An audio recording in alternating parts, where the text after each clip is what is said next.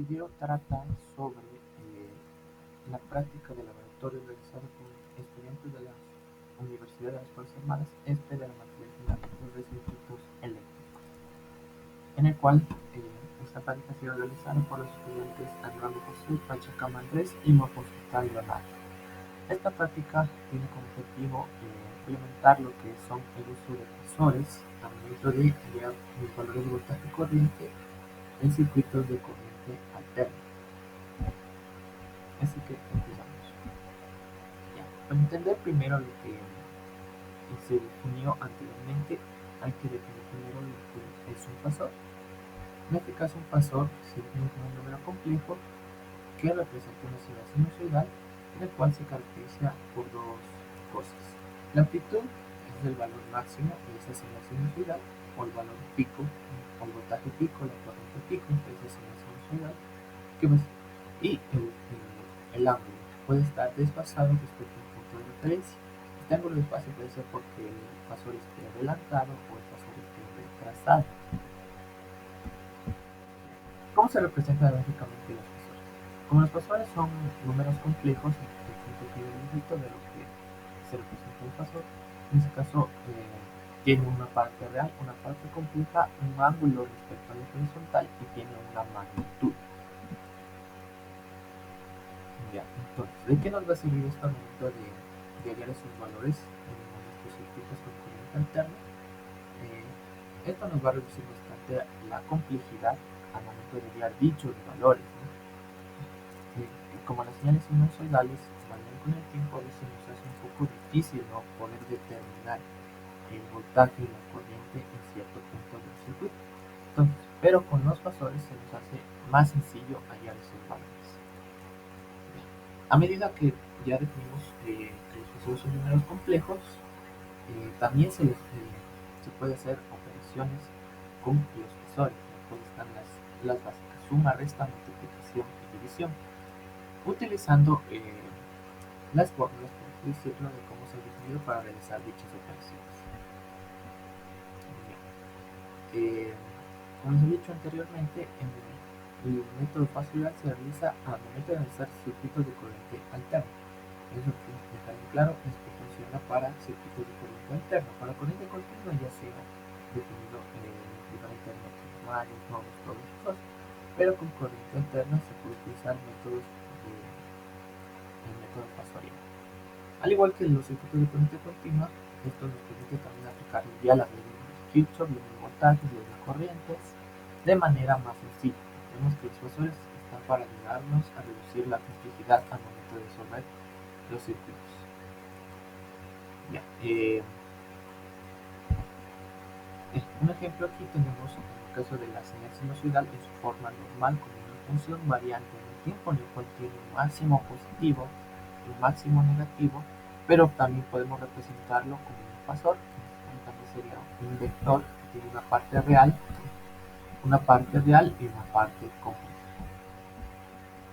Vamos a proceder a realizar dos circuitos, ¿no? Una va a ser implementando un capacitor, y el segundo va a ser un inductor con una fuente de voltaje de corriente alterna, ¿no? Ya, en este caso vamos a aumentarlo con 10 voltios en una frecuencia de 50 Hz para ver qué señales nos da en el osciloscopio. Aquí está implementado el circuito en Proteus, y haciendo uso de las herramientas que nos brinda ese programa, vemos dos señales. La que está en amarillo es la señal que genera la fuente de voltaje, y la señal azul es la señal que genera el capacitor. Con esto vamos a realizar los respectivos cálculos. Medimos el voltaje del capacitor, voltaje en la resistencia, y por último hallamos la impedancia.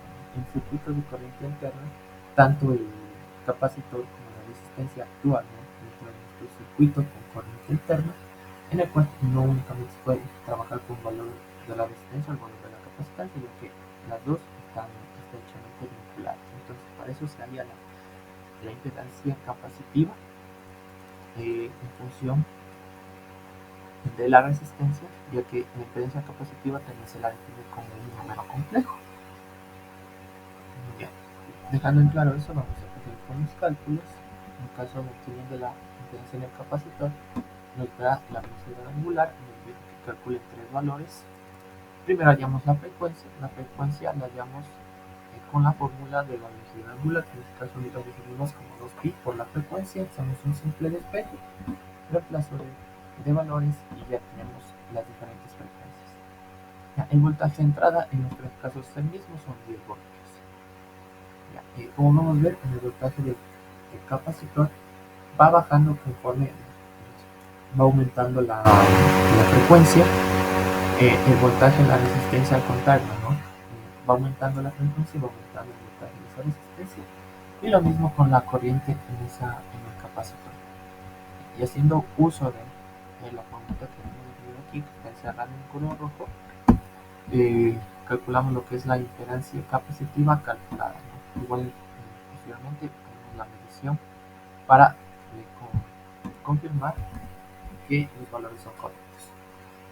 Eso sería con respecto al capacitor. Ahora vamos a hacerlo con un inductor, en este caso, pero vamos a cambiar la frecuencia de esa fuente de voltaje. De 60 Hz lo vamos a aumentar a 1 Hz, cual siendo los mismos cálculos, vemos que hay ciertas diferencias, ¿no? La primera es que los voltajes en el inductor son más bajos que los del capacitor y van subiendo conforme aumenta la frecuencia. El voltaje de la resistencia ahora es al contrario, aumenta la frecuencia, baja el voltaje, la corriente igual baja, y con la fórmula se han obtenido los siguientes resultados en nuestra impedancia inductiva, ¿no? Tener en cuenta que eso no es lo mismo la impedancia capacitiva que la impedancia inductiva. Y por último se ha puesto los valores, evidencia de los valores que se sacaron respecto a la frecuencia, ¿no?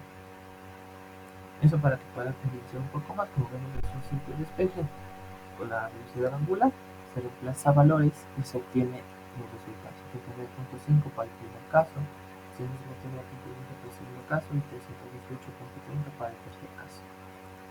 Y con esto se han obtenido los valores del voltaje corriente que nos ha pedido en la respectiva práctica. Esto sigue siendo el uso de multímetro como se lo ha venido haciendo anteriormente. Ahora se ha hecho uso del osciloscopio, ya que ahora no se está trabajando con corriente continua, sino se está trabajando con corriente alterna. Entonces, para poder hallar dichos valores se necesita implementar el micrómetro. En este caso, uno de esos métodos son los fasores, que nos simplifican mucho al momento de hallar voltajes o corrientes, ya que su manera de representarlos como un vector que tiene una parte real y una parte compleja nos simplifica bastante al momento de hacer las respectivas operaciones o lo que consideremos necesario para hallar dichos valores. Y con esto se ha terminado esta práctica. Espero haya estado todo claro. Con eso me despido. Gracias.